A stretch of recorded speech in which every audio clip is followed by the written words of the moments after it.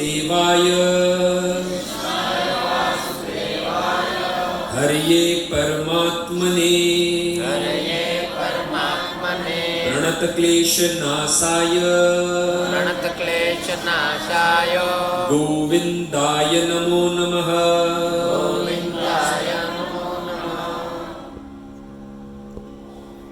भगवत कथा अनुरागी तथा विविध क्षेत्र से आए हुए सभी भक्त वृंद का प्रति मंगलवार को इस बाबा सीताराम मडुली में जो सत्संग होता है, उस सत्संग में आए हुए सभी भक्तों का हार्दिक स्वागत है और आप सभी भक्तों के चरणों में आपके इस दास का प्रणाम। हरे कृष्ण है। तो भक्तों, पुनः एक बार भागवत का तीसरा स्कंद, दूसरा अध्याय और 15वां श्लोक। इस तीसरे स्कंद के दूसरे अध्याय को श्री प्रभुपाद ने गुजराती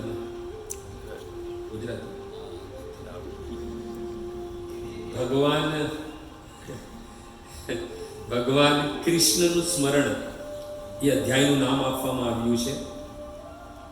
આપણે જાણીએ છીએ કે એમાં ભગવાનના બે મહાન ભક્ત ઉદ્ધવજી અને વિદુરજીનો સંવાદ છે। જ્યારે બે ભક્ત એકબીજા સાથે મળે ત્યારે મત ચિત્ત મદગત પ્રાણા બોધયંત પરસ્પર કથયંતી ચ મામ નિત્ય તુષ્યંતી ચ રમયંતી ચ। બે ભક્ત જ્યારે આપસમાં મળે ત્યારે ભગવાનનું જ સ્મરણ થાય અને આ અધ્યાયનું નામ પણ ભગવાન શ્રી કૃષ્ણનું સ્મરણ શ્રી પ્રભુપાદે આપ્યું છે। જ્યારે ઉદ્ધવજી વિદુરજીને કહે છે કે મોટા મોટા વિદ્વાનો મનોવૈજ્ઞાનિક અધ્યયનમાં સૌથી વધારે પટુબી ભગવાનને કેવલ બ્રહ્મના રૂપમાં જ જાણી શકે છે। સર્વે ભૂત આવાસવમ, યાની બધા જ સર્વત્ર નિવાસ ભગવાનનો છે, જ્યાં સર્વત્ર ભગવાન છે એ બ્રહ્મને જ જાણી શકે છે। ઉદ્ધવજી કહે છે, વિદુરજી પણ ઉક્ત આત્મન હરો, જે લોકોએ ભગવાનની પૂર્ણ રૂપે શરણાગતિ લીધી છે એ જ ભગવાનને પૂર્ણ રૂપે સમજી શકે છે। અને એ વાર્તાલાપમાં ઉદ્ધવજી જે છે એ યુધિષ્ઠિર મહારાજના રાજસૂય યજ્ઞમાં જે દેવતાઓની લીલા અને બ્રજની ગોપીઓની લીલાનું સ્મરણ કરે છે। ને હવે ઉદ્ધવજી જે છે એ વિદુરજીને કહે છે। ભાગવત तीसरो स्कंद बीजो अध्याय અને 15वां श्लोक।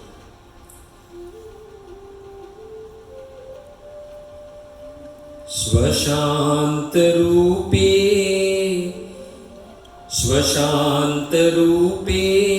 श्वतरे स्वरूपे रब आना है साथ साथ। स्वशांत रूपे श्वितरे स्वरूपे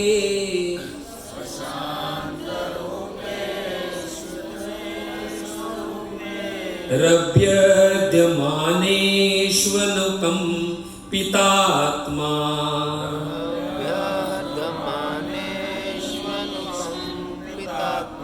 परावरेशो महदसंयुक्तो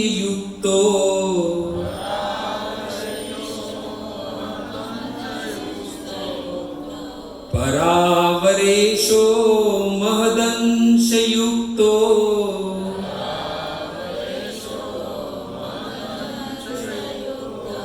हीजोऽपि जातो भगवान् यथाग्नि यजोऽपि जातो भगवान् तथाग्नि। અહીંયા ઉદ્ધવજી કહે છે કે આધ્યાત્મિક તથા ભૌતિક સૃષ્ટિઓના સર્વ દયાળુ નિયંતા ભગવાન અજન્મા છે, પરંતુ એમના શાંત ભક્ત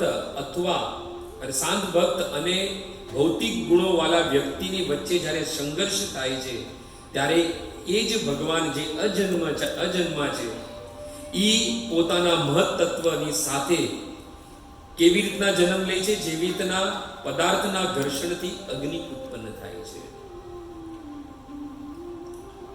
શ્રી પ્રભુપાદ અહીંયા સૌ પ્રથમ ભગવત ગુણ યાની ભગવાનના ભક્ત છે એના ગુણને વિશે વાત કરે છે, આપણે દર્શન કરાવે છે કે ભગવત ભક્તો એનો સ્વભાવ કેવો હોય છે.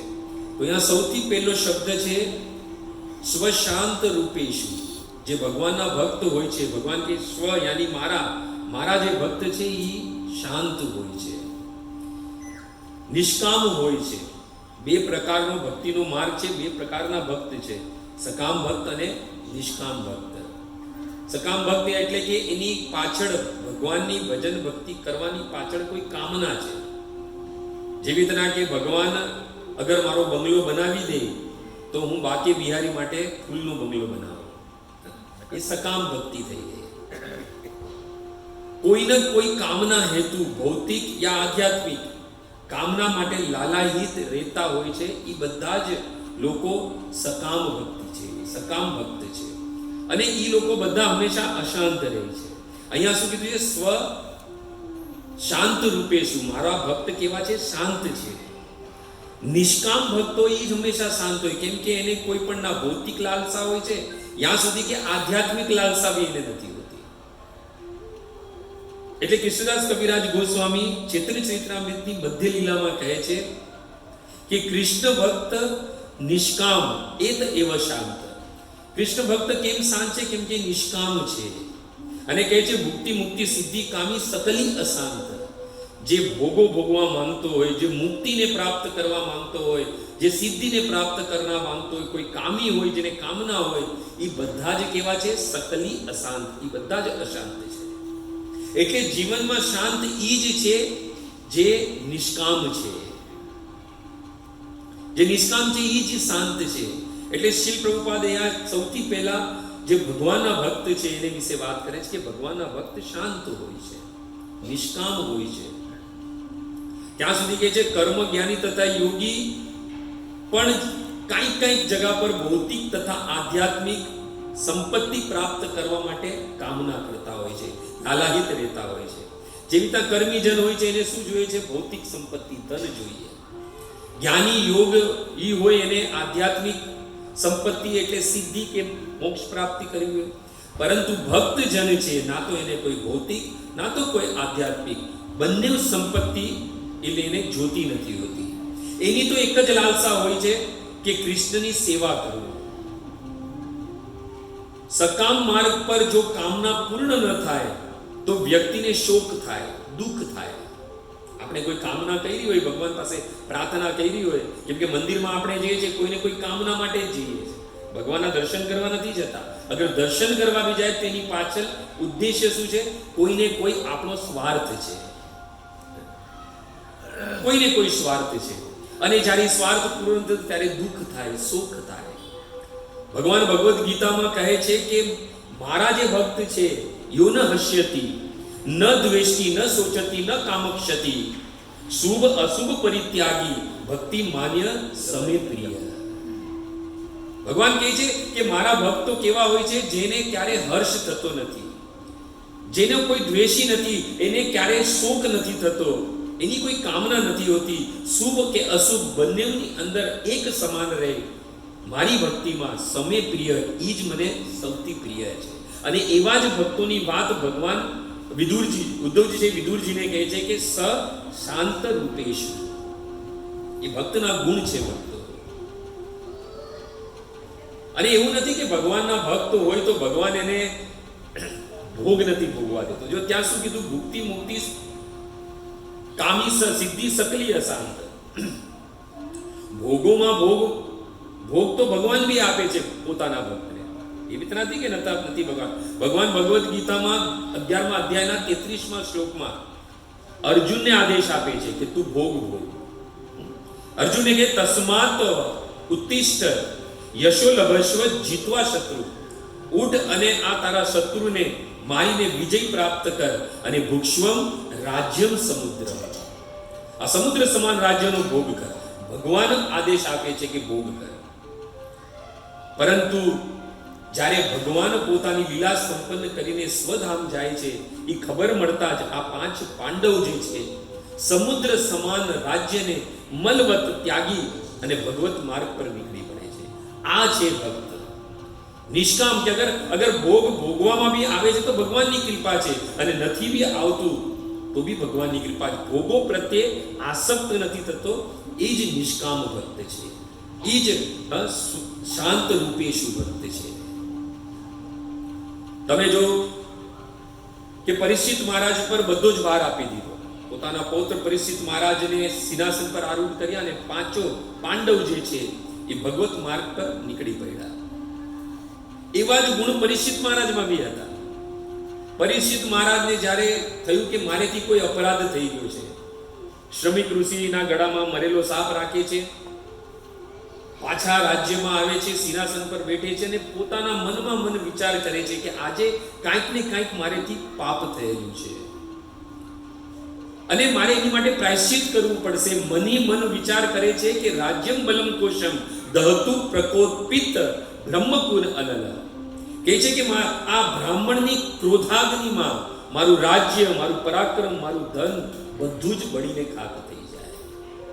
બસ એવું વિચાર કરતા હોય ત્યાં જ શ્રમિક ઋષિના શિષ્ય દુર્મુખ આવે અને એમને કહે છે કે રાજન, તમારે જીવનમાં હવે 7 દિવસ શેષ બચ્યા છે.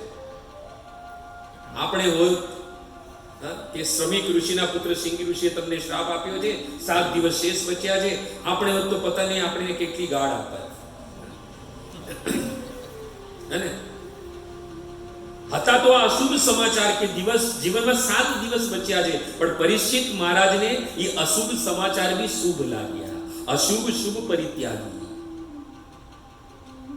એ અશુભ સમાચાર બી પરીક્ષિત મહારાજને શુભ લાગ્યા, અને સારા નોકર ચાકર, આટલું સમુદ્ર સમાન રાજ્ય, તરત જ એક ત્યાગ કરીને, એક કોપીન વસ્ત્ર પહેરીને ગંગાજીનો આશ્રય લઈ અને ગાયત્ર વિષ્ણુ ગાતા ભગવાનની શરણમાં ગયા.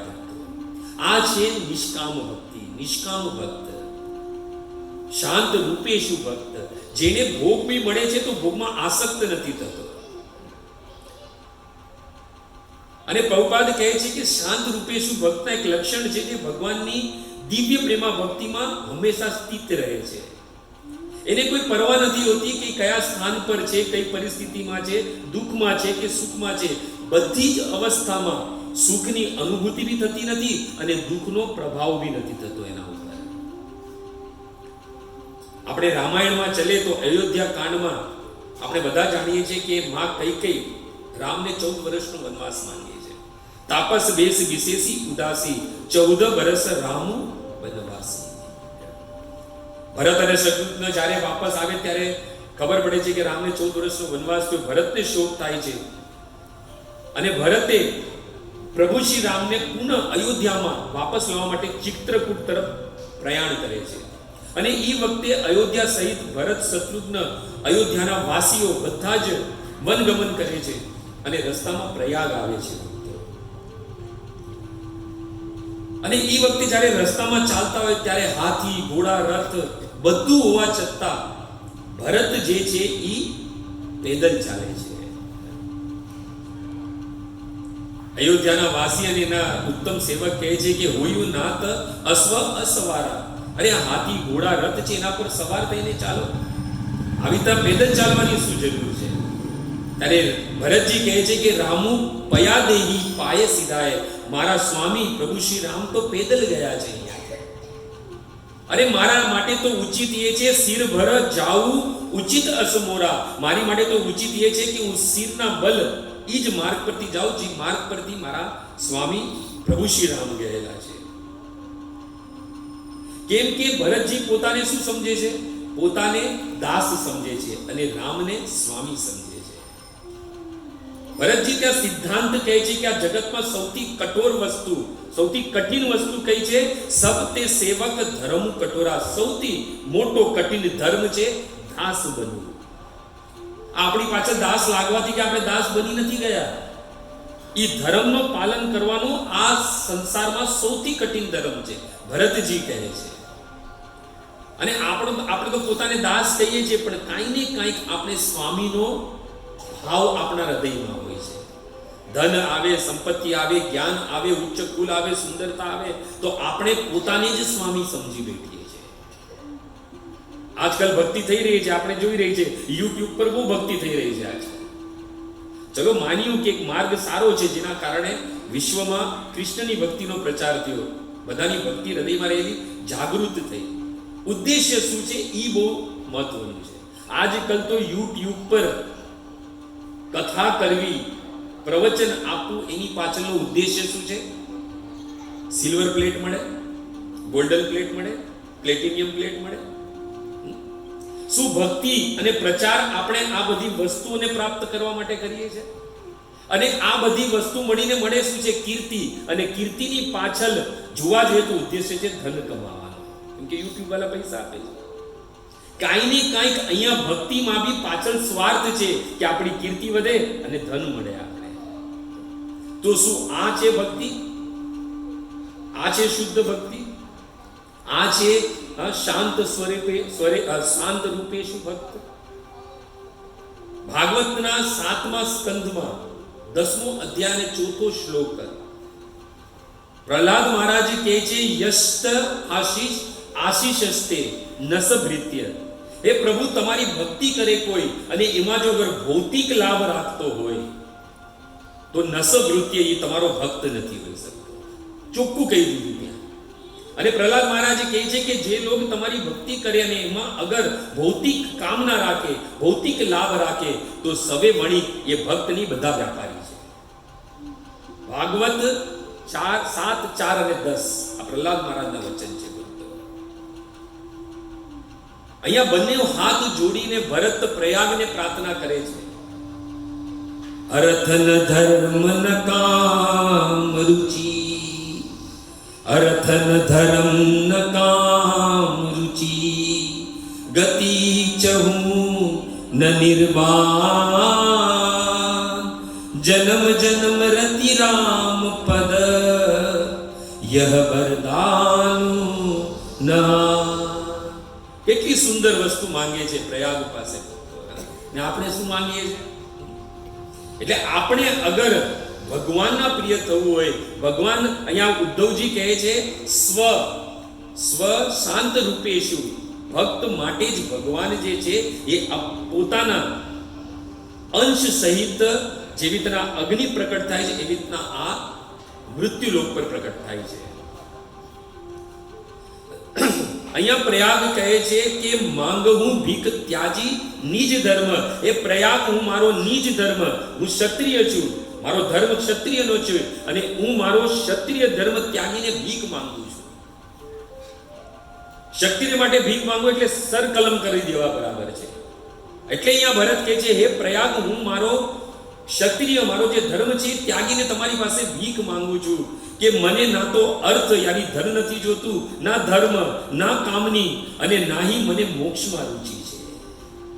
હે પ્રયાગ, તમે સુદાની છો, સફળ કરહી જગ જાચક બાની. તમે માંગવા વાળાની વાણીને સફળ કરવા વાળા છો, તો હું તમારી પાસે એક જ વરદાન માંગુ છું, જન્મ જન્મ રતિ રામ પદ, યહ વરદાનનું આન. જન્મ જન્મ મને રામના ચરણોમાં પ્રીતિ બની રહે, એક ઈ જ વર માંગુ છું, બીજું કોઈ બી વર નથી જોતું. આ છે સ્વ શાંત રૂપેશ. આ એક જ શબ્દ પર ઘણું બધું બોલી શકાય છે, આગળ તો જવાની જરૂર નથી. કેમ કે આ જ શબ્દ જ્યારે આગળ સ્વ લાગે છે ત્યારે કહે છે ઉદ્ધવજી કે આ ભગવાન આવા ભક્તો માટે, ભગવાન કહે છે આ મારા ભક્ત છે, આવા જે ભક્ત છે. ભરતજી કહે છે એટલું જ નહીં, ભરતજી પાછા પ્રયાગને કહે પ્રયાગ, તમારું અનુગ્રહ કૃપા હોય તો સીતા રામચરણ રતિ મોરે, અનુદીન બુડેહુ અનુગ્રહ મોરે તો રે. હે પ્રયાગ, તમારી કૃપા અને અનુગ્રહ હોય તો રામ અને સીતાના ચરણમાં મારી પ્રીતિ, મારી રતિ જે છે એ દિન બ દિન વધે. માંગવું હોય તો આ માંગવાનું છે. તુલસીદાસ જ્યારે રામાયણ રામચરિત્ર માનસ લખી દીધું અને ભગવાન પ્રકટ થયા, ભગવાને કહ્યું માંગો તુલસી, તમને શું જોઈએ છે? ત્યારે તુલસીદાસ બી શું કહે? ચહુના સુગતિ સુમતિ સંપત્તિ કચો, રિદ્ધિ સિદ્ધિ વિપુલ બડાઈ. મને કાંઈ જ નથી જોતું, આ રિદ્ધિ સિદ્ધિ, આ કીર્તિ, આ સમાજમાં મારું નામ થાય ત્યાં સુધી, કે મને સુગતિ યાની મોક્ષ બી નથી જોતો, સુમતિ બી નથી જોતી, સંપત્તિ પણ નથી જોતી.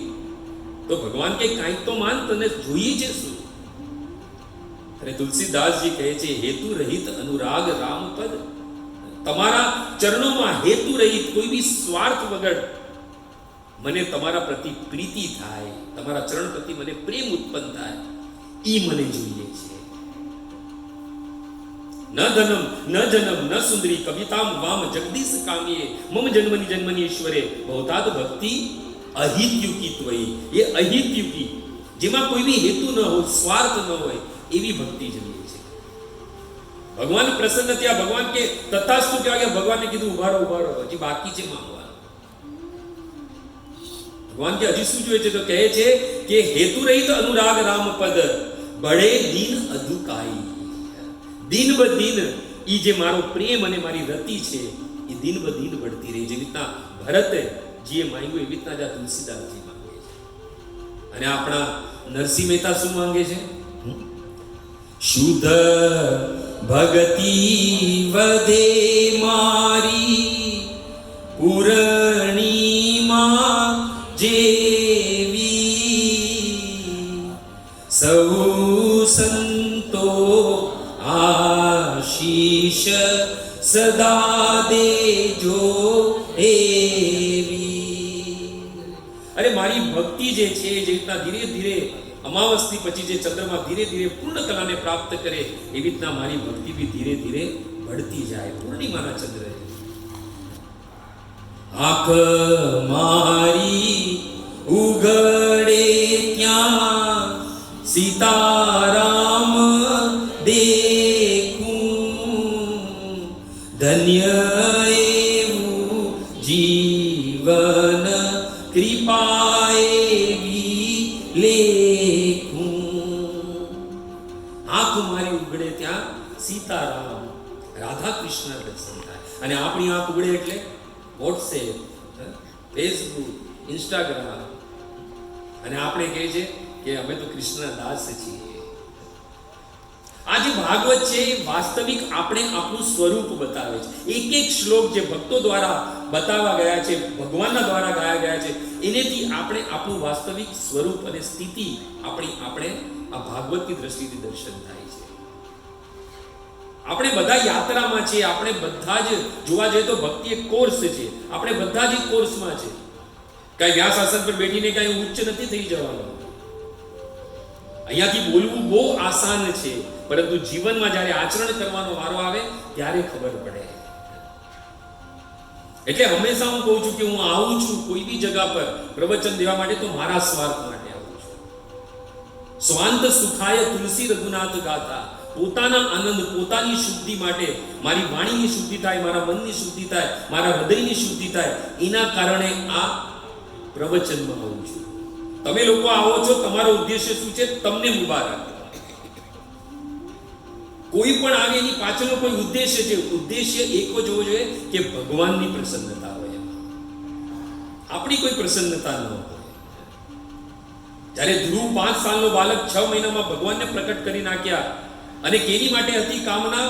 સ્થાનાભિલાષી તપસો સ્થિતો અહમ. મોટી સ્થાનની અભિલાષા, ભૌતિક કામના હતી, અને ભગવાનની તપસ્યા કરી. 6 મહિનામાં ભગવાનને પ્રકટ કરી લીધા. અને ભગવાન જ્યારે પ્રકટ થયા અને ભગવાને કીધું માંગ તને શું જોઈએ છે? તો સૌથી પહેલા ધ્રુવ શું માંગે છે? માંગવું તો ઘણું બધું શકતા હતા, સાક્ષાત ભગવાન છે.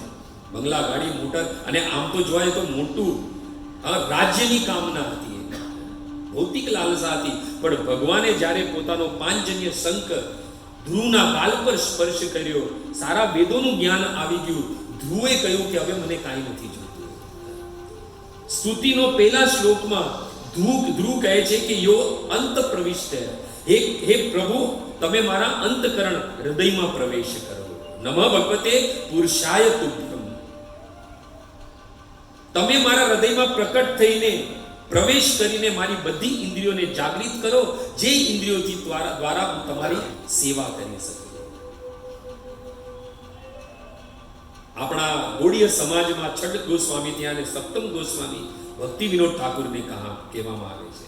ભક્તિ વિનોદ ઠાકુર બી કહે છે કે માનસ દેગે જો કછુ મોરે અર્પિલું તુયા પદે નંદ કિશોરે. અરે મારી પાસે આ મન છે, મારો દેહ છે, મારી સંપત્તિ છે, મારું ઘર છે, એ બધું હું કોને અર્પિત કરી દઉં છું? ઈ નંદના પુત્ર કૃષ્ણના ચરણોમાં. અર્પિલું તુયા પદે નંદ કિશોરે. ઈ જ વાસ્તવિક સાચેક શાંત રૂપેશુ નિષ્કામ ભક્ત છે. ભક્તિવિનોદ ઠાકોર તો ત્યાં સુધી કહે છે, અહમ મમ શબ્દે અર્થે યાહા કચુ હૈ અર્પિલું તુમાર પદે હોય દયામય.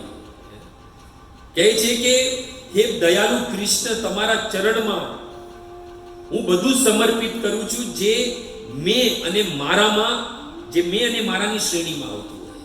મેં એટલે શું થાય? હું એટલે આ શરીર, અને મારું એટલે મારી પત્ની, મારું ધન, મારી સંપત્તિ, બધું મારામાં આવે. આ બંને જેટલી બી શ્રેણીમાં જેટલી બી વસ્તુ આવતી હોય, હે કૃષ્ણ, હે દયામય કૃષ્ણ, તમારા ચરણોમાં અર્પિત કરી દઉં છું. અમાર સર્વસ્વ દેહ ગે અનુચર ભાઈ બંધુ દારા સુત દ્રવ્ય દ્વાર ઘર, આ બધું હું તમારા ચરણોમાં અર્પિત કરી દઉં છું.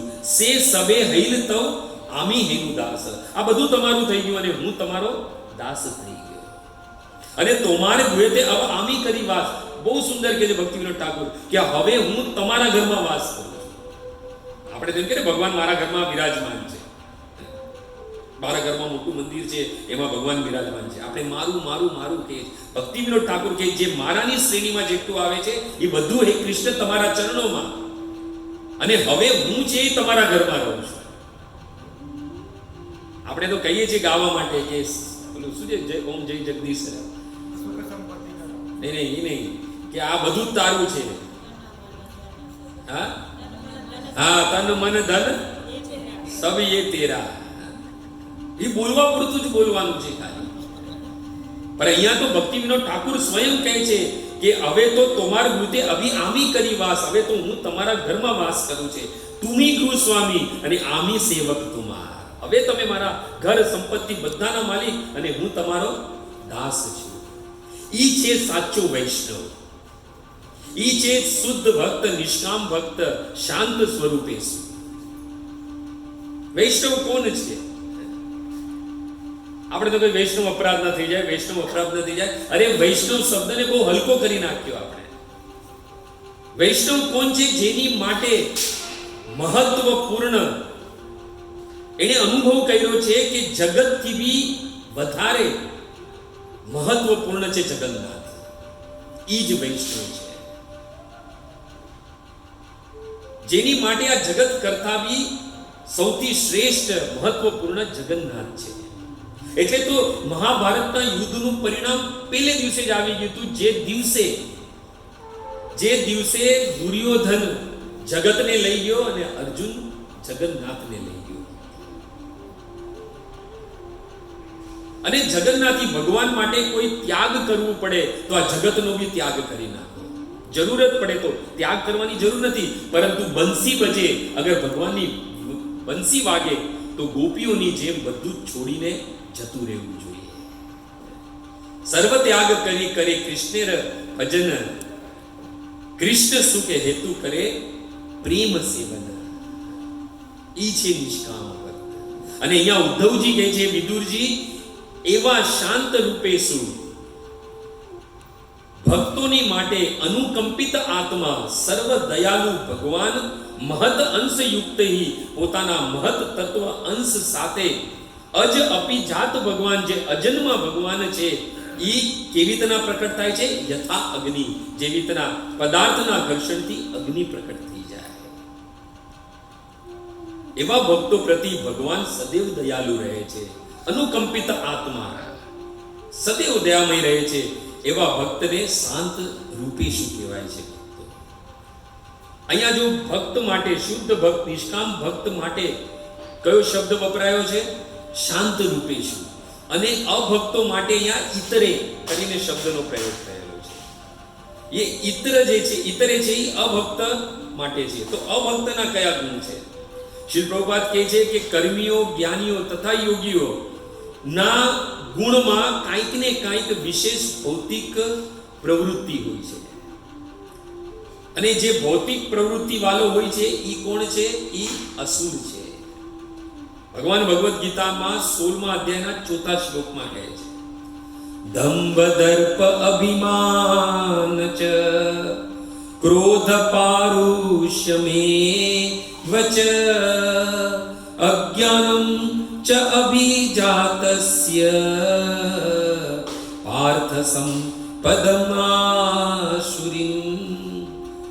ભગવાન કહે છે કે જે દંભ અહંકારમાં છે, જે ઘમંડ ગર્વ, જેના જીવનમાં ગુસ્સો છે, નિષ્ઠુરતા છે, અજ્ઞાન છે, એ બધી જ હે પાર્થ અસુરની સંપદા છે, એના ગુણો છે.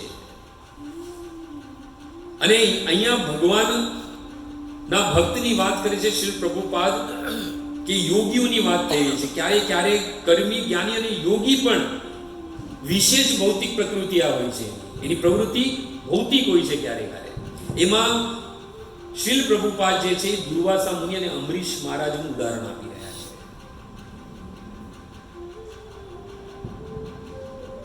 અમરીશ મહારાજ માટે સુખદેવ ગોસ્વામી એનો પરિચય આપતા કહે છે અમરીશો મહાભાગો. ભાગ્યવાન નહીં, મહાભાગ્યવાન કીધો. સ્વપ્ત દ્વીપવતી મહિમ, 7 દ્વીપો વાલી આ પૃથ્વીના એકમાત્ર ચક્રવર્તી સમ્રાટ હતા. અને અવ્યામ ચ શ્રિયમ લબ્ધવા વિભવમ ચ અતુલમ, સૌંદર્ય અને ધન અતુલ માત્રામાં હતું, અતિ દુર્લભમ પુંસામ. યુધિષ્ઠિર મહારાજની રાજસૂય યજ્ઞમાં નારદ મુનિ કહે છે કે કોઈ મનુષ્ય પાસે આટલી બધી સંપત્તિ મળવી બડી દુર્લભ છે, અને યદિ કોઈને મળી જાય તો પાગલ થયા વગર રહે નહીં. અને એ જ અમરીશ મહારાજ પાસે આટલી અપાર સંપત્તિ અને સૌંદર્ય હોવા છતાં પણ આ બધા વસ્તુને શું માનતા હતા? ઇદમ લોષ્ટ વત સ્મૃતમ, એક પથ્થરના ટુકડા જેમ સમજતા હતા. અને દુર્વાસા મુનિ મહાન યોગી, ભગવાનના ધામમાં અવર જવર કરવા વાળા, એના યોગના બલ પર. એટલે અહીંયા કહે છે ને શ્રી પ્રભુપાદ કે યોગીઓમાં બી ક્યારે ક્યારે ભૌતિક પ્રવૃત્તિ આ દેખાય છે. આપણા બધાને ખબર છે કે મારવા માટે અમરીશ મહારાજને પોતાની જટામાંથી કૃત્યાને પ્રકટ કરે છે. ન ચચાલ હું એક કદમ બી આગળ પાછળ જતા નથી અમરીશ મહારાજ. એમ કે અમરીશ મહારાજના મનમાં એમ છે કે અવશ્ય રક્ષી બે કૃષ્ણ. જેવી પરિસ્થિતિ હોય, જેવી પરિસ્થિતિમાં રાખે ભગવાન, જેવી પર ભગવાનની ઈચ્છા.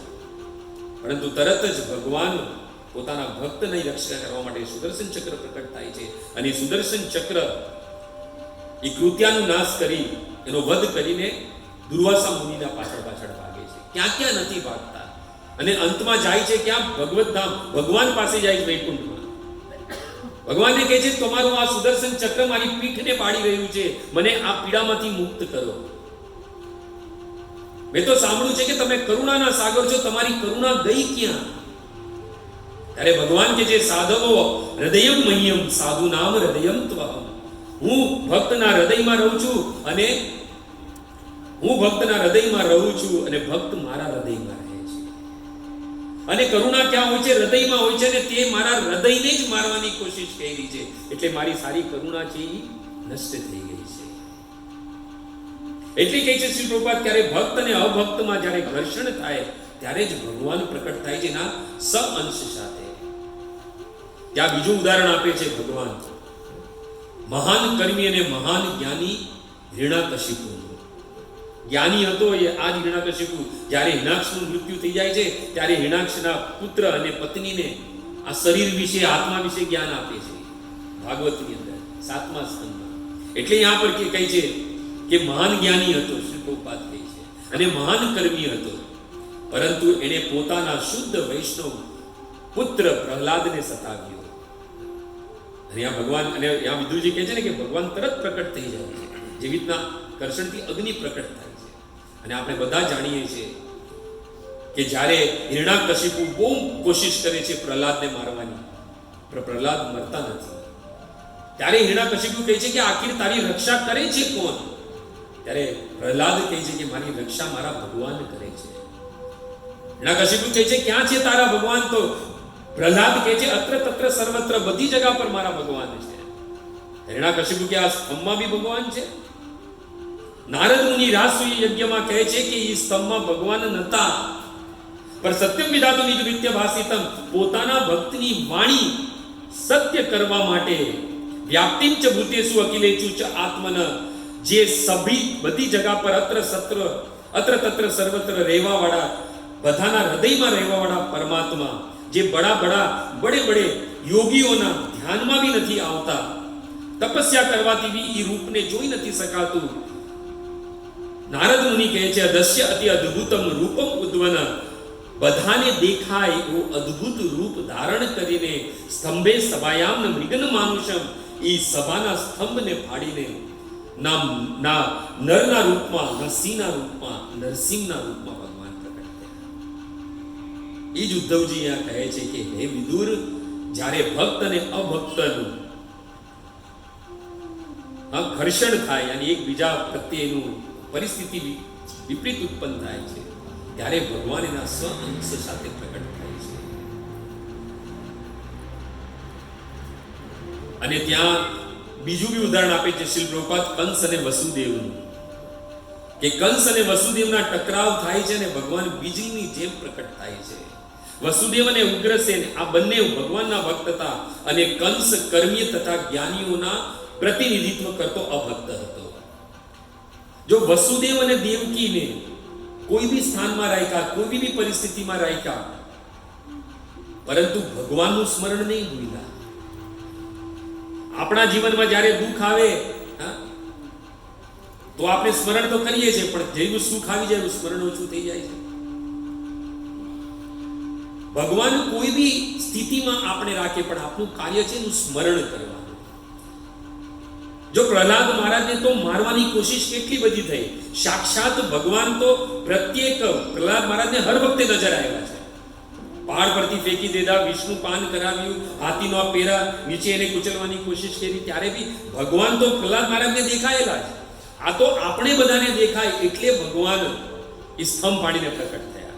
પણ આટલી બધી દુઃખ આપતા છતાં ક્યારે પ્રહલાદ મહારાજે એમ નથી કીધું કે પ્રભુ મારા જીવનમાં બહુ દુઃખ છે, આ દુઃખથી મને મુક્તિ આપો. એક બી શ્લોક નથી ભાગવતની.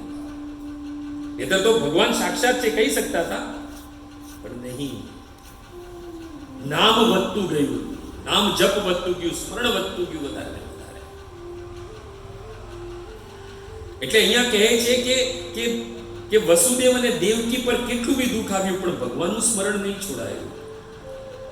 શિવજી પાર્વતીને કહે છે ભાગવતના 6 સ્કંદના 17મા અધ્યાયના 25મા શ્લોકમાં કે નારાયણ સર્વપરા, નારાયણ પરા સર્વેન કૃતસ્ય બિભ્યતિ. હે દેવી પાર્વતી, જે નારાયણપણા, જે કૃષ્ણની, વિષ્ણુ, રામની ભક્તિમાં જે લાગેલા છે, એ ક્યારે બી એમને કોઈ ભય નથી આવતો. આ વિત્રાસુર જ્યારે ચિત્રકેતુ મહારાજને જ્યારે શ્રાપ આપે છે પાર્વતીજી, ત્યારે આ વાક્ય કહે છે અને કહે છે કે સ્વર્ગ અપવર્ગ નરકેશુ અપિ તુલ્ય અર્થ દર્શનમ. જે નારાયણ પરાયણ છે, જે શાંત રૂપેશુ છે, જે નિષ્કામ ભક્ત છે, એની માટે તો સ્વર્ગ, નરક અને અપવર્ગ અર્થ તુલ્ય દર્શનમ બધું એક સમાન છે. અને જ્યારે પાર્વતીના શ્રાપથી જ્યારે એ વિત્રાસુરની અસુરની યોની મળી ચિત્રકેતુ મહારાજ, ત્યારે સુંદર 4 શ્લોકમાં પ્રાર્થના કરે છે, અહમ હરે તવ પાદેક મૂલમ દાસાનુ દાસ ભવિતાસ્મિ ભૂય મન સ્મરેત અસુપેત ગુણિત ગુણાત વાક કર્મ કરો તું કાયા. હે પ્રભુ, હું તમારા દાસનો દાસ બનવા માંગુ છું. પુનઃ એમ કે પેલા તો ચિત્રકેતુ મહારાજ, હવે તો વિત્રાસુરનો યોની છે, અસુરની યોની છે. હે કૃષ્ણ, હે પ્રભુ, મારા પર દયા કરો કે હું તમારા દાસોનો દાસ પુનઃ બનું. કેમ કે તમારા દાસ બનવાથી મારી વાણી જે છે એ તમારા સદૈવ ગુણોને ગાશે, મારું મન સદૈવ તમારું સ્મરણ કરશે, અને મારું જે આ શરીર છે એનેથી હું તમને પ્રેમભરી ભક્તિ કરી શકીશ.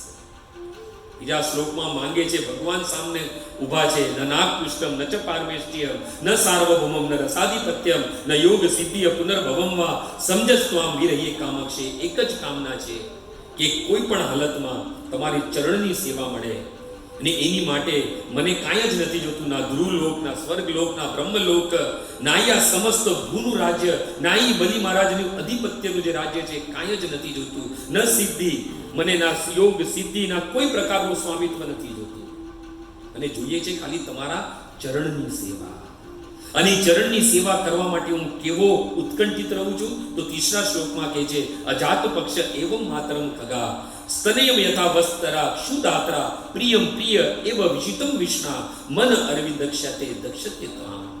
જેવી રીતના એક પક્ષીહીન બચ્ચા પોતાની માને સવારના ગયા પછી જે ઇંતજાર કરે છે, જેવી રીતના રસ્સીથી બાંધેલા વાછરડા પોતાની માના સ્તનનું દૂધ પીવા માટે લાલાયિત હોય છે, અને જેવી રીતના વિયોગની પત્ની ઘરથી દૂર એનો પ્રવાસી પતિ લૂંટીને આવે એની કામના કરે, એવી કામના હું તમારા દર્શનની અને તમારી સેવાની કરી રહ્યો છું.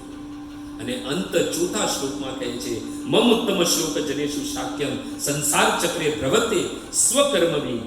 હું મારા કર્મના કારણે હું આ સંસારમાં દુઃખ ભોગવી રહ્યો છું, અને ત્વમાયાય આત્મજા દાર દેહેસુ આસક્તિ ચિત્તસ્ય નનાર્થ ભૂયાત. આ તમારી માયાના કારણે જે મારા શરીરથી ઉત્પન્ન થયેલી મારી પુત્રી, મારા પુત્ર, મારી પત્ની, મારું આ ઘર, આ બધામાં જે આસક્તિ છે, એ આસક્તિ બધી કાઢી ને એ આસક્તિ હે પ્રભુ તમારામાં લગાડો. 4 શ્લોકમાં ભગવાનને પ્રાર્થના કરે છે, અને ચતુર્શ્લોકી ભાગવત કહ્યું છે સુખદેવ ગોસ્વામી. એટલે ભક્તો, અહીંયા ઈ કહેવામાં આવ્યું છે કે જ્યારે ભક્ત અને અભક્ત વચ્ચે ટકરાવ થાય છે, પણ કેવા ભક્તો માટે? તો ભગવાન કહે છે શાંત રૂપેશ, શાંત રૂપેશ, જેને કોઈ કામના નથી. બહુ સુંદર પ્રસંગ છે કબીરજીના જીવનનો. ભક્તો, આપણે બધા જાણીએ છીએ કબીરજીએ પૂરું જીવન કાશીમાં વિતાવ્યું, અને એવું કહેવાય છે કે કાશીમાં મરવા વાળાને મોક્ષ પ્રાપ્ત થાય છે. કોઈને ખબર છે કેમ મોક્ષ પ્રાપ્ત થાય છે? કેમ કે સ્વયં કાશીના દેવ શિવજી જે છે એ જીવના કાનમાં રામનું નામ આપે છે. એટલે કહેવાય છે કે કાશી એ મોક્ષનું ધામ છે. જે કોઈ ત્યાં દેહ ત્યાગે છે એને મોક્ષ નિશ્ચિત પ્રાપ્ત થઈ જાય છે.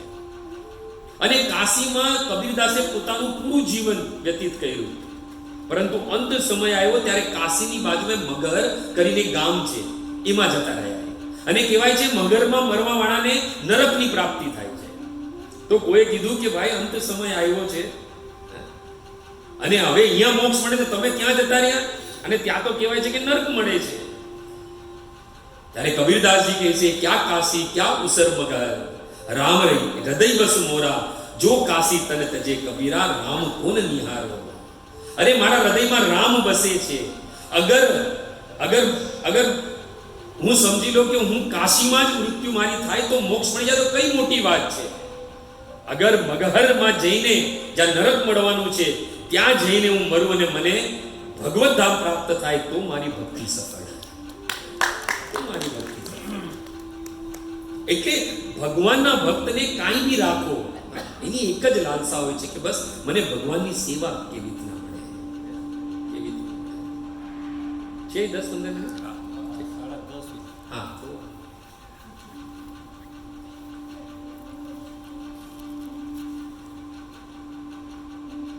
તો વાસ્તવિક આ છે નિષ્કામ ભક્તિ, જેને ભગવાન પોતાના કહે છે સ્વ શાંત રૂપેશુ. ને આપણે બધાએ ભગવાનનું બનવાનું છે. આપણે ભગવાન પ્રિય છે, પણ શું ભગવાનને આપણે પ્રિય છે? એ પ્રશ્ન રોજ પૂછવાનો. એવું કયું કાર્ય કરું જેથી હે કૃષ્ણ તમે પ્રસન્ન થશો? જે કાર્ય કરું એમાં શું ભગવત પ્રસન્નતા છે? એ ધ્યાન રાખો. આપોઆપ આપણા બધા કાર્ય એ ભગવત કાર્ય થઈ જશે. આપણે કોઈ કાર્ય કરીએ એમાં આપણે એ વિચાર કરીએ છીએ કે હું પ્રસન્ન થઈશ, મારા સગાવાળા, મારી પત્ની, મારા બચ્ચા એ પ્રસન્ન થશે, એટલે જ જીવનમાં દુઃખ વધતું જાય છે. અગર પ્રત્યેક કાર્ય ભગવત પ્રસન્નતા હેતુ થઈ ગયું તો જીવનમાં દુઃખ આવશે, દુઃખ નહીં આવે એવું નથી. અને ખાસ કરીને તો ભક્તના જીવનમાં વધારે દુઃખ આવશે. એટલે દુઃખ તો આવશે, પરંતુ દુઃખની અનુભૂતિ નહીં થાય અગર ભક્તિમાં હશો, નિષ્કામ ભક્તિમાં હશો.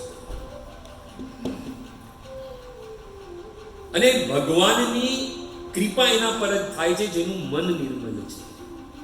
આ શુદ્ધ ભક્તિ કરવા માટે મન નિર્મલ રાખવું પડશે. નિર્મલ મન જન સો મોહી પાવા, મોર કપટ છલ છિદ્ર ન ભાવા. એટલે દુનિયા સામે કેટલું બી કપટ કરી લો કોઈ પ્રોબ્લેમ નથી, પણ જ્યારે ભગવાન સામે ઉભા હોય તો સમજી લેજો કે દુનિયાને છલવા વાળો એક જ છે જે આપણે સામે ઉભો છે. એટલે એને છલવાની કોશિશ ક્યારે બી નહીં કરતા.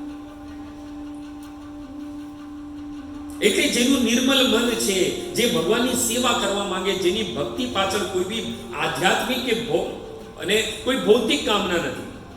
જો કૃષ્ણનો ભક્ત, ત્યાં કૃષ્ણદાસ કવિરાજ ગોસ્વામી શું કહે છે? ભુક્તિ મુક્તિ, બીજો મુક્તિ કહે છે. ભુક્તિ મુક્તિ સિદ્ધિ કામી સકલી અશાંત. જે મોક્ષની આશા રાખે છે એ બી અશાંત છે. કૃષ્ણદાસ કવિરાજ ગોસ્વામી તો ત્યાં સુધી કહી દીધું. એટલે જ કે મુક્તિ જે છે એ ભગવાનના ભક્તની આગળ હાથ જોડીને ઉભી રહે છે. કુલશેખર હલવાર મુકુંદમાલા સ્તોત્રમાં કહે છે કે મુક્તિ સ્વયં મુકલિત અંજલિ સેવત અસ્માત. અને ધર્મ અર્થ કામ ગતય પ્રતીક્ષા. જે કૃષ્ણનો ભક્ત છે એની સામે તો મુક્તિ હાથ જોડીને ઉભી રહી કે ક્યારે આ કૃષ્ણનો ભક્ત મને સ્વીકાર કરશે. અને ધર્મ અર્થ કામ તો લાઈનમાં ઉભા રહે છે. એટલે ભગવાન એની ઓર જ, એની માટે જ પ્રકટ થાય છે જે ભગવાન સામે મુખ કરે છે. એટલે ભગવાન સામે જાય છે અને ભગવાનની ભજન ભક્તિ કરે છે. બ્રજમાં એક કથા છે, દિવાળીનો સમય અને યશોદા મૈયા કૃષ્ણને લઈને, ભાઈ દૂજનો દિવસ હતો, દિવાળીના પર્વ ચાલતા તે ભાઈ બીજ આવી. અને આપણે જાણીએ છીએ કે ભાઈ બીજ એટલે કે યમુનાજીનો મહોત્સવનો દિવસ છે. બધા જ બ્રજવાસી યમુનામાં દીપદાન કરે છે. તો ભાઈ બીજની મહિમા છે કે યમુનાજીમાં દીપદાન થાય છે. વિશ્રામ ઘાટ પર યશોદા અને કૃષ્ણ બંને જાય છે અને ત્યાં દીપદાન બધા કરતા હોય એટલે માં યશોદા બી દીપદાન કરે છે. તો ત્યાં દૂર કૃષ્ણ બેઠા હોય છે, નાના છે.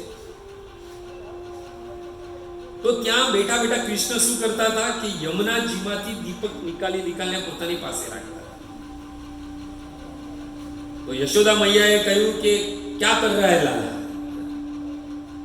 પૂરા બ્રજ, સારા બ્રજવાસી યમુનામાં દીપ છોડી રહ્યા છે અને તું દીપ નિકાલી રહ્યો છે.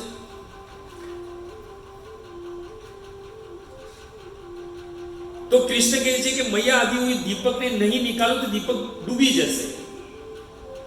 तो यशोदा ने कहा कि आज तो पूरा ब्रज दीपदान कर रहा है यमुना जी में, કેટલા દીપકને તું બહાર કાઢીશ?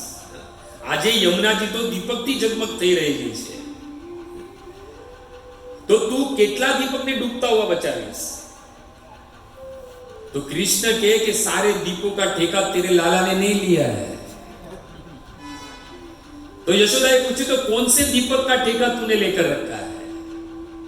तो कृष्ण बहुत सुंदर जवाब આપે છે, હે મૈયા, જે વહેતા વહેતા મારી તરફ આવે છે એના જ ઠેકો તારા લાલાએ લીધેલો છે. બધાએ નથી લીધેલો. સંસાર પર એક નદીની અને સમુદ્રની સમાન છે. બધા જ કર્મના પ્રભાવમાં વહેતા રહે છે. और कर्म प्रधान विश्व रची राखा, जो जस करही जो तस फल चाखा. કર્મ પ્રધાન છે, જેવો કોઈ ફલ કરશે એવું જ એને કર્મ કરશે એવું એને ફલ મળશે. જૈસા કોઈ કર્મ કરેગા વૈસે ही फल पाएगा. અને ભગવાનને એનથી લેવા દેવા બી નથી, એ બી સમજી લેજો તમે. ભગવાન ક્યારે બી કોઈના કર્મમાં હસ્તક્ષેપ નથી કરતા ભગવાન. અને કર્મના પ્રભાવથી સમુદ્ર, સંસાર રૂપી સમુદ્રમાં વહેતા વહેતા જે ભગવાનની ઓર જાય છે. ભગવાન તો એ વખતે કેટલા બધા દીપકને જોઈ છે. ભગવાનની દ્રષ્ટિમાં તો કેટલા બધા દીપક હતા. ભગવાન બધા દીપકને જોતા હતા, પરંતુ કૃપા કોને મળી? જે ભગવાનની તરફ આવ્યા. અને ભગવાન ભગવદ ગીતામાં 12મા અધ્યાયના 7મા શ્લોકમાં કહે છે, તેષામ અહમ સમુદ્રતા મૃત્યુ સંસાર સાગરાત.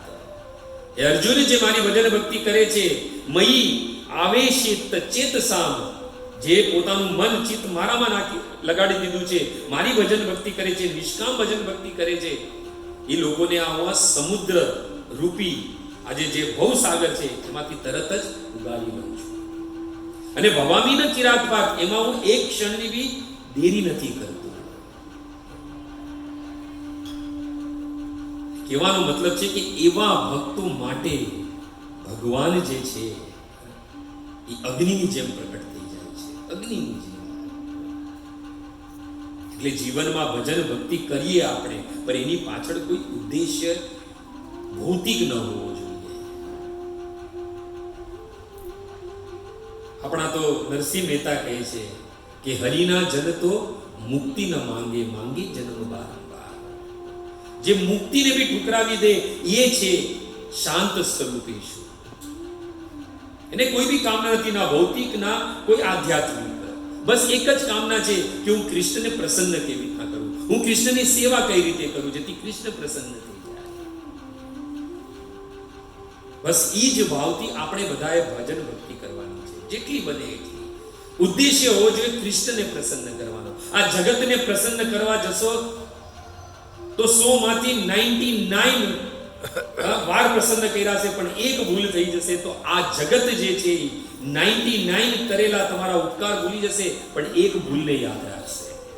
અને કૃષ્ણની ભજન ભક્તિ કરશો તો કૃષ્ણ 99 ભૂલ માફ કરી દેશે, પણ એક કરેલું નામ એમના માટે લીધેલી, એની સેવા કરેલી એ યાદ રાખશે. તો એની ભક્તિ આપણે મેળવી છે, જે દુર્લભ છે પરંતુ બહુ સુલભતાથી આપણે મળી ગઈ છે. કૃપા કોની છે? શીલ પ્રભુપાદની. આ ગલામાં કંઠી, હાથમાં માળા, મુખ પર નામ, ભાલમાં તિલક, આ બધું બહુ દુર્લભ છે પણ બધું સુલભતાથી આપણે મળી ગયું છે. બાકી કોની પાસે ટાઈમ છે આ મુંબઈની અંદર આવી રીતના મંગળવારે 10:30 વાગ્યા સુધી રાતના બેસવા? બહુ સારી સારી સિરિયલો આવે છે, હે ને? પરંતુ આપણે ધન્ય છીએ. અને યાદ રાખજો ભક્તો કે જીવનમાં જ્યારે સત્સંગ માટે જેટલો બી સમય આપો છો ને, તમારી આયુ એટલી વધી જાય છે. આજે અગર 1.5-2 કલાક આપ્યા છે ને તો સમજી લેજો કે તમારી આયુમાં 2 કલાક વધી ગયા. ઈ છે સત્સંગનો પ્રભાવ. ભગવાનની કથા કાનોમાં જાય છે ને અને શ્રવણ કરીએ એટલો સમય મૃત્યુનો જે સમય છે એટલો આપણા જીવનમાંથી જે સમય છે વધી જાય છે. એટલે ભજન ભક્તિ કરવી હોય તો શુદ્ધ ભાવે કરો, નિષ્કામ ભાવથી કરો ભજન ભક્તિ, તો ભગવાન ઘણા પ્રસન્ન થશે. અને આપણે એની માટે તો દાસ બન્યા છે, ભગવાનની સેવા કરવા. અહીંયા તો શું છે કે જ્યારે સ્વામી અને દાસનો સંબંધ થાય ત્યારે શું થાય? ત્યારે વાસ્તવમાં આપણે ભાગવાનું હોય, કેમ કે હંમેશા દાસ ભાગે, દાસ દોડે સ્વામી માટે. પણ અહીંયા તો આપણે દોડાવીએ છીએ કે મને આ જોઈએ, મને ઓલું જોઈએ છે. આપણે ભગવાનને દોડાવીએ છીએ. આપણે દોડવું જોઈએ સવારના મંગળામાં ભગવાનના દર્શન કરવા માટે. એ આપણા માટે ઊભો છે. સવારના 4:30 વાગ્યાથી તૈયાર થઈ. રાધાજીને દેખાડવા માટે નથી તૈયાર થયા. રાધાજીને ખબર છે કૃષ્ણ કેટલા સુંદર છે. આ તો આપણા માટે કે જીવ મારા દર્શન કરે અને મારા દર્શન કરી અને આ જન્મ જરા મૃત્યુ વ્યાધિના ચક્કરથી મુક્ત થઈ અને મારા ધામમાં લૌટે. કેમ કે મામ એવ અંશ, આ મારો જ અંશ છે.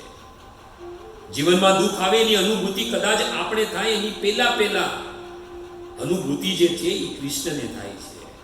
એ અનુભવ આપણે પછી કરીએ છીએ, પણ પહેલા કૃષ્ણ કરે છે.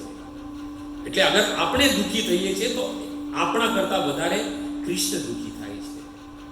અને તમારા બધાનો અનુભવ હશે કે જ્યારે આજે જેના ઘરમાં લાલાની સેવા હશે, ઠાકોરજીની સેવા હશે, એ यदि ઘરમાં કોઈ વિપત્તિ આવે છે તો ઠાકોરજીની મુખ જે છે એ એકદમ શોકવાળું થઈ ગયું હોય છે. અને જીવનમાં જ્યારે ઉલ્લાસ હોય છે ત્યારે ઠાકોરજીનું મુખ પણ હસતું દેખાય છે આપણે. તો બસ કહેવાનું તાત્પર્ય એટલો છે અહીંયા કે આધ્યાત્મિક તથા ભૌતિક સૃષ્ટિના સર્વ દયાળુ ભગવાન નિયંતા જે અજન્મા છે, એ જ્યારે એમના શાંત ભક્ત તથા ભૌતિક ગુણવાળા વ્યક્તિની વચ્ચે સંઘર્ષ થાય છે ત્યારે એ જ ભગવાન અજન્મા અગ્નિની જેમ પ્રકટ થઈ જાય છે. એ વિદુરજી, જે ઉદ્ધવજી વિદુરજીને કહે છે, ભગવાનના એક પ્રકટ થવાનું કારણ બતાવી રહ્યા છે. બહુ સુંદર વાર્તાલાપ છે ને આખો જ અધ્યાય જે છે બહુ સુંદર છે. મારું સૌભાગ્ય છે, મારા ખ્યાલથી આ અધ્યાયની અંદર મારા 3-4 શ્લોક થયા. આ જ અધ્યાય મેં ક્યારે વાંચ્યો નહોતો, પણ તમારા બધા ભક્તોની કૃપાથી વાંચવાનો સમય મળ્યો. બાકી મેં ક્યારે ખબર બી નથી મને કે એટલી બધી. પણ જ્યારે મને શ્લોક આપવામાં આવ્યો ત્યારે વાંચવાની શરૂઆત કરી તો બહુ સુંદર છે. ખાલી શીર્ષક જ આપણા કામનું છે કે ભગવાનનું સ્મરણ, એ અધ્યાયનું શીર્ષક છે. તો આવાવાળા દિવસોમાં આ શ્લોકોનું ક્રમ જારી રહેશે, તો ચૂકતા નહીં. બહુ બહુ આપણી ભક્તિ માટે બહુ ઉપયોગી અધ્યાય છે આ. ત્રીજા સ્કંદનો બીજો અધ્યાય અને 15મો શ્લોક એટલે બીજો અધ્યાય. તો બધાને કરબદ્ધ નિવેદન છે કે આવી રીતના જ આ પૂરો અધ્યાય પૂર્ણ થાય, કોઈ ચૂકતા નહીં, જેનાથી આપણે બરાબર બે ભક્તોની વચ્ચેનો સંવાદ જે આપણી ભક્તિને વધારવા માટે બહુ ઉપયોગી છે, તો એ શ્રવણ થાય. હરે કૃષ્ણ હરે કૃષ્ણ હરે કૃષ્ણ કૃષ્ણ કૃષ્ણ હરે હરે, હરે રામ રામ રામ હરે હરે. તો ખૂબ ખૂબ ધન્યવાદ તમારા બધા ભક્તો.